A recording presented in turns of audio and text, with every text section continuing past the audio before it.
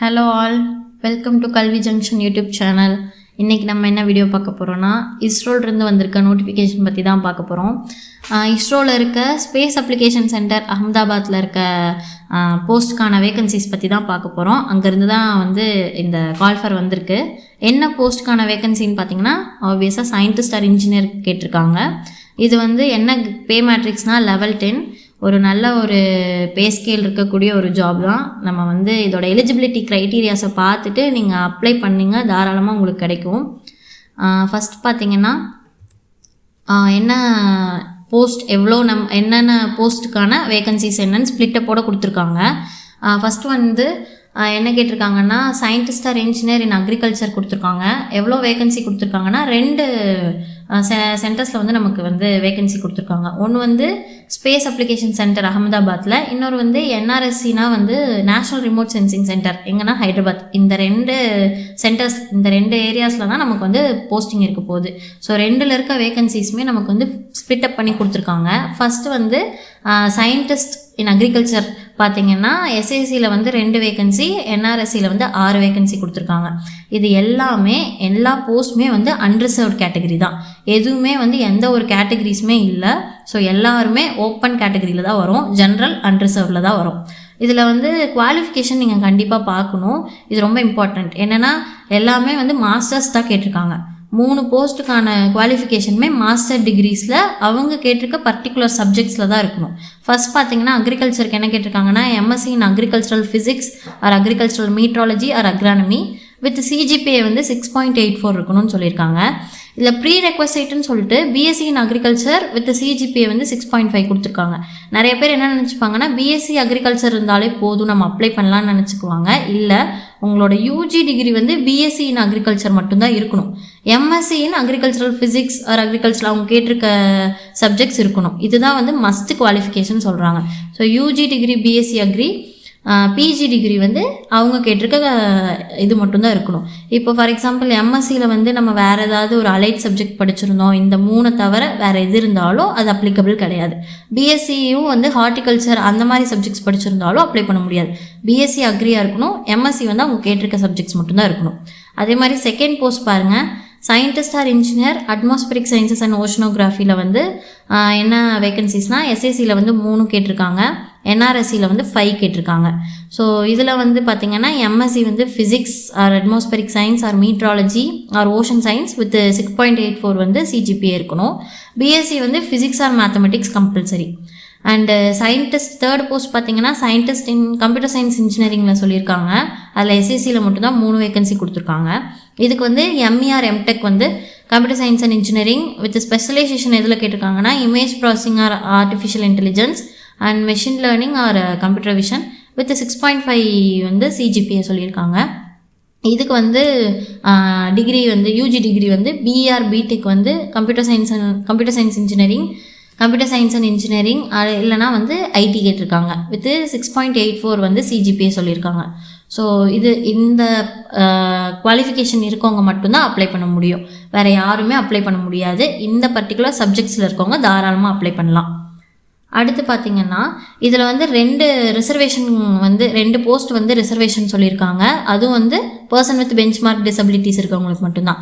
Post code 1 and post code 2ல் ஒரு post என்ஆர்எஸ்சியில் பிடபிள்யூபிடிக்கு ரிசர்வேஷன் சொல்லியிருக்காங்க. ஸோ 2 கேட்டகரி தான் பார்த்தா, நமக்கு யூஆரில் அப்ளை பண்ணலாம், அப்படி இல்லைன்னா பிடபிள்யூ கேண்டிடேட்ஸ் பிடபிள்யூபிடி போஸ்ட்டுக்கு அப்ளை பண்ணலாம். அண்டு பே லெவல் ஆப்வியஸாக நம்ம சொன்ன மாதிரி தான், லெவல் 10 56,100லேருந்து 1,77,500 வரைக்கும் ஒரு பயங்கரமான பே மேட்ரிக்ஸ். இது நம்ம இந்த குவாலிஃபிகேஷன் இருக்கவங்க அப்ளை பண்ணி நல்லா படிச்சிங்கன்னா தாராளமாக கிளியர் பண்ணலாம். இதில் இது கூட அடிஷ்னலாக என்னென்னலாம் வரும்னா, இந்த லெவல் ஆஃப் பே பேசிக் பே தான். இது கூட நமக்கு DA, house rent allowance, transport allowance இதெல்லாமே வந்துடும். அப்புறம் மெயினாக மெடிக்கல் ஃபெசிலிட்டிஸ் எல்லாமே நமக்கு கவர் ஆகிடும். எல்லாமே சென்ட்ரல் கவர்மெண்ட் எம்ப்ளாயீஸ்க்கு இருக்க மாதிரி எல்லாமே வந்துடும். அதுக்கப்புறம் பார்த்திங்கன்னா ஏஜ் லிமிட் சொல்லியிருக்காங்க. போஸ்ட் கோட் 1 and 2க்கு 18லேருந்து 28 இயர்ஸ் வரைக்கும் சொல்லியிருக்காங்க. போஸ்ட் கோடு 3க்கு 18லேருந்து 30 இயர்ஸ் வரைக்கும் சொல்லியிருக்காங்க, பார்த்துக்கோங்க. அப்புறம் பார்த்திங்கன்னா இதோட மெயினாக ஜாப் நேச்சர் எப்படி இருக்குன்னு பார்த்தா, எல்லா 3 போஸ்ட் கோட்லேயுமே இது ஒரு சயின்டிஸ்ட் கேட்டகரி இல்லையா. ஸோ மேக்ஸிமம் வந்து நமக்கு எல்லாமே வந்து ரிசர்ச் அண்ட் டெவலப்மெண்ட் அந்த ரிலேட்டடாக தான் இருக்கும். நெக்ஸ்ட் பார்த்தீங்கன்னா செலெக்ஷன் ப்ராசஸ். இதுவும் நீங்கள் வந்து கேர்ஃபுல்லாக பார்க்கணும். ஏன்னா வந்து 2 ஸ்டேஜஸில் நடக்குது. ஒன்று வந்து ரிட்டன் டெஸ்ட் இருக்குது, இன்னொன்று வந்து பர்சனல் இன்டர்வியூ சொல்லியிருக்காங்க. இதில் என்ன பேட்டர்னில் எக்ஸாம் நமக்கு கண்டக்ட் பண்ண போகிறாங்கன்னா, ஃபஸ்ட்டு வந்து ரிட்டன் டெஸ்ட் வந்து 3 பார்ட் இருக்குது அண்டு ஒரு இன்டர்வியூ இருக்குது. ரிட்டன் பார்ட் எப்படின்னா, ஃபஸ்ட் பார்ட்டே வந்து ஏரியா டிசிப்ளின் ஸ்பெசிஃபிக்னா நம்மளோட பர்டிகுலர், இப்போ போஸ்ட் கோட் 1னா அக்ரிகல்ச்சர் எடுத்துக்கிட்டிங்கன்னா அக்ரிகல்ச்சர் ரிலேட்டட் அந்த கொஷின்ஸ் தான் நமக்கு வரப்போகுது. அதாவது எம்எஸ்சி இன் அக்ரானமி அப்படி சொல்லியிருக்காங்களே அந்த பர்டிகுலர் சப்ஜெக்டிவ் கொஷின்ஸ் தான் நமக்கு கேட்பாங்க ஃபஸ்ட் பார்ட். அது வந்து 80 கொஷின்ஸை 80 மார்க்ஸ் இருக்கும். இதில் நெகட்டிவ் மார்க்கிங் இருக்குது. எவ்வளோனா 0.33 மார்க்ஸ் வந்து நெகட்டிவ் மார்க்ஸ் சொல்லுவாங்க. 90 மினிட்ஸ் நமக்கு டைம் தராங்க. அதே வந்து போஸ்ட் கோட் 3க்கு பார்த்திங்கன்னா வந்து 60 கொஷின்ஸ் தான். ஸோ 60 மார்க்ஸ் ஃபார் 75 மினிட்ஸ் கொடுக்குறாங்க. அடுத்து வந்து பார்ட் பி வந்து 3 போஸ்ட் கோடுக்குமே வந்து காமன். இதில் வந்து ஆப்டிடியூடும் ரீசனிங்கும் இருக்க போகுது. இது வந்து ஒரு 15 கொஷின்ஸ் கேட்டு 20 மார்க்ஸ்க்கு. இதில் வந்து நெகட்டிவ் மார்க்கிங்லாம் இல்லை நமக்கு ரீசனிங் ஆப்டி செக்ஷனுக்கு. ஸோ இது வரைக்கும் வந்து நம்ம போஸ்ட் கோட் 3 வரைக்கும் இது எல்லாமே வந்து காமனாக தான் வரப்போகுது. பார்ட் சி பார்த்திங்கன்னா டிஸ்கிரிப்டிவ் டைப் இருக்கும். இது வந்து வெறும் போஸ்ட் கோட் 3க்கு மட்டும்தான், 3rd கேட்டகரியில் இருக்கவங்களுக்கு மட்டும்தான். அதில் வந்து 20 மார்க்ஸ்க்கு நம்ம வந்து 30 மினிட்ஸ் வந்து எழுதுகிற மாதிரி இருக்கும். அதுவும் வந்து அவங்க பர்டிகுலர் சப்ஜெக்டிவாக தான் இருக்கும். இதில் வந்து டோட்டலாக பார்த்திங்கன்னா 3 போஸ்ட் கோடுக்குமே வந்து 100 மார்க்ஸ்.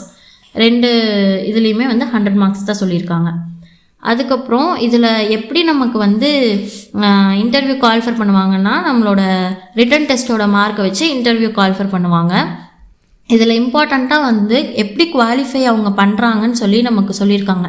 எப்படின்னா, ஃபஸ்ட்டு போஸ்ட் கோட் 1 and 2க்கு வந்து 2 கேட்டகரி இருக்கு இல்லையா, யூஆர் ஒன்று, இன்னொன்று வந்து ரிசர்வ்டு கேண்டிடேட்ஸ்னால் நம்ம பிடபிள்யூபிடி சொல்கிறாங்க. அவங்க 2 பேருக்கு எப்படி குவாலிஃபை பண்ணுறாங்கன்னா, ஃபஸ்ட்டு வந்து ரிட்டன் பார்ட்டில் வந்து 50% மார்க் இருக்கணும், இன்டர்வியூ பார்ட்லேயும் 50% மார்க் எடுக்கணும். ஸோ மொத்தமாக 2ஐயும் சேர்த்து அக்ரிகேட்டாக 60% நமக்கு வரணும். அப்போ தான் வந்து நம்ம குவாலிஃபையே ஆகும். அதுக்கப்புறம் வந்து ஃபைனல் லிஸ்ட்டில் வந்து வேகன்சிஸ் பொறுத்து வந்து நமக்கு வருவாங்க. ஸோ அப்போ நம்ம பாஸ் பர்சன்டேஜே வந்து இங்கே 60% வச்சுருக்காங்க. எப்படின்னா, இப்போ ரிட்டன் பார்ட்டில் வந்து நீங்கள் 100 கொஷின் இருக்குன்னா நீங்கள் 50 மார்க் எடுக்கணும். இன்டர்வியூவில் வந்து 100 மார்க்குக்கு 50 மார்க் எடுக்கணும். ஸோ மொத்தமாக 50% தான் வரும். ஆனால் 2லேயுமே 50க்கு மேலே நீங்கள் 2லேயுமே ஸ்கோர் பண்ணால் தான் 60% நமக்கு வரும். அதே வந்து ரிசர்வ்டு கேண்டிடேட்ஸுக்கு வந்து 40% வந்து ரிட்டன்லேயும் 40 மார்க்ஸ் இன்டர்வியூவில் எடுத்து 2ஐயும் சேர்த்து அக்ரிகேட்டாக நம்ம 50%க்கு மேலே எடுக்கணும். போஸ்ட் கோட் 3க்கும் சேம் தான், 50-50 எடுக்கணும். 2ஐயும் சேர்த்து அக்ரிகேட்டாக 60%க்கு மேலே எடுக்கணும். இப்போ ஃபார் எக்ஸாம்பிள் நீங்கள் வந்து ரிட்டன் பார்ட்டில் வந்து ஒரு 100க்கு ஒரு 80 எடுத்துடுறீங்க, இன்டர்வியூவில் வந்து ஒரு 100க்கு ஒரு 40 தான் எடுக்கிறீங்கன்னா, நீங்கள் 2ஐயும் சேர்த்து பார்க்கும்போது நமக்கு 60% வந்துடும். ஆனால் இன்டர்வியூவில் நீங்கள் வந்து பாஸ் பர்சன்டேஜே வரல, 50க்கு மேலே இருந்தால் தான் இன்டர்வியூவில் நீங்கள் பாஸ். ஸோ அப்போ வந்து ஆப்வியஸாக நீங்கள் வந்து 60%க்கு மேலே இருந்தாலும் நீங்கள் வந்து குவாலிஃபையாக ஆக மாட்டீங்க. ஸோ 2ஐயும் சேர்த்து நம்ம அக்ரிகேட் பண்ணும்போது 60 வரணும். தனித்தனியாகவும் நம்ம வந்து பாஸ் பண்ணணும், ரிட்டன்லேயும் பாஸ் பண்ணணும், இன்டர்வியூலையும் அவங்க சொல்லியிருக்க மாதிரி 50க்கு மேலே வரணும். ஸோ இது ரொம்ப முக்கியம், பார்த்துக்கோங்க. அண்ட் நெக்ஸ்ட் வந்து எப்போது நமக்கு இதுக்கான ஆன்லைன் ரெஜிஸ்ட்ரேஷன் வந்து ஸ்டார்ட் ஆகுதுன்னா 26/12 15/1 வரைக்கும் நம்ம வந்து அப்ளை பண்ணிக்கலாம். இதில் வந்து அப்ளிகேஷன் ஃபீ வந்து எல்லாருக்குமே 750 தான் சொல்லியிருக்காங்க காமனாக. அதுக்கப்புறம் வந்து ரீஃபண்ட் பண்ணிடுவாங்க. ஃபுல் அமௌண்ட்டுமே வந்து women, SC/ST, ex service man, பிடபிள்யூபிடி கேண்டிடேட்ஸ்க்கு வந்து 750மே ரீஃபண்ட் பண்ணிடுவாங்க. அதே மித்த கேண்டிடேட்ஸ்க்கு வந்து 500 ரீஃபண்ட் பண்ணிடுவாங்க. 250 வந்து அப்ளிகேஷன் ஃபீ இருக்கும். இது எப்படி ரீஃபண்ட் பண்ணுவாங்கன்னா, நம்ம வந்து அப்ளை பண்ணும்போது எல்லாருமே 750 தான் கட்டி அப்ளை பண்ணணும். அதுக்கப்புறம் நம்ம யாரெல்லாம் எவ்வளோ பேர் ரிட்டன் டெஸ்ட் போகிறோமோ அதுக்கப்புறம் தான் நமக்கு வந்து ரீஃபண்ட் பண்ணுவாங்க. ஸோ ரிட்டன் டெஸ்ட்டில் அப்பியர் ஆகிறவங்களுக்கு மட்டும்தான் ரீஃபண்ட் பண்ணுவாங்க, அதை பார்த்துக்கணும். அப்போ வந்து நம்ம கரெக்டாக அவங்க என்ன சொல்லியிருக்காங்கன்னா, ரீஃபண்ட் பண்ணுறதுக்கு நம்ம கரெக்டான பேங்க் அக்கௌண்ட் டீட்டெயில்ஸ் வந்து நம்ம வந்து ஃபில் பண்ணும்போதே கரெக்டாக கொடுத்துடணும்.